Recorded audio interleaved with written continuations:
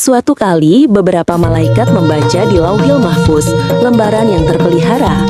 Mereka melihat tulisan yang menyatakan bahwa seseorang yang sangat dekat dengan Allah akan menghadapi murkanya dan diusir dari hadiratnya.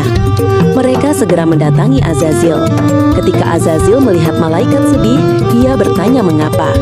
Mereka menceritakan apa yang mereka baca dan meminta Azazil berdoa agar bencana itu tidak menimpa mereka.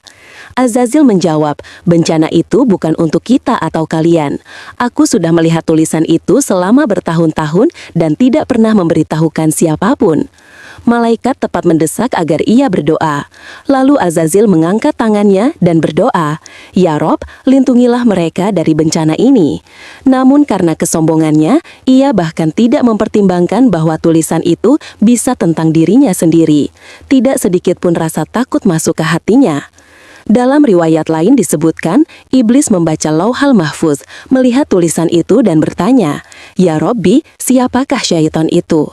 Allah menjawab, "Dia adalah salah satu hambaku yang kuberikan banyak nikmat, tapi ia tidak taat kepadaku. Maka aku hinakan, kucampakkan, dan kuusir dia." Iblis berkata, "Ya Robbi, tunjukkan dia kepadaku, agar aku bisa menghancurkannya." Allah menjawab, "Kamu akan segera melihatnya." Karena kedudukannya yang tinggi, iblis memiliki hak istimewa berada di bumi dan di langit. Status istimewa ini menumbuhkan kesombongan dalam dirinya. Ia mulai berpikir, aku bisa berada di langit dan di bumi kapanpun. Jin dan malaikat tunduk padaku. Disinilah Azazil mulai berubah menjadi syaitan. Allah yang Maha Tahu ingin menunjukkan isi hati Azazil yang tersembunyi pada malaikat. Dari sini kita belajar pelajaran penting. Jangan pernah sombong atas ibadah atau kedudukan, dan jangan hanya bergantung pada amal. Allah berfirman kepada para malaikat, "Aku akan menjadikan seorang khalifah di bumi." Mereka berkata, ketika Azazil mendengar tentang makhluk baru di bumi, ia khawatir. Para malaikat berpikir, jika ada khalifah baru berarti bumi akan diambil dari mereka. Awalnya Azazil menduga makhluk baru ini akan tercipta dari cahaya seperti malaikat dan akan tunduk padanya. Tapi yang terjadi tidak sesuai dugaannya.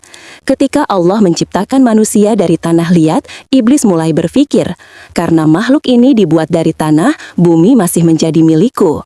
Aku diciptakan dari api, dan api lebih tinggi dari tanah. Api unsur terkuat, sedangkan tanah unsur terlemah. Inilah kesombongan iblis. Menurutnya yang lebih mulia adalah yang unsur penciptaannya lebih tinggi.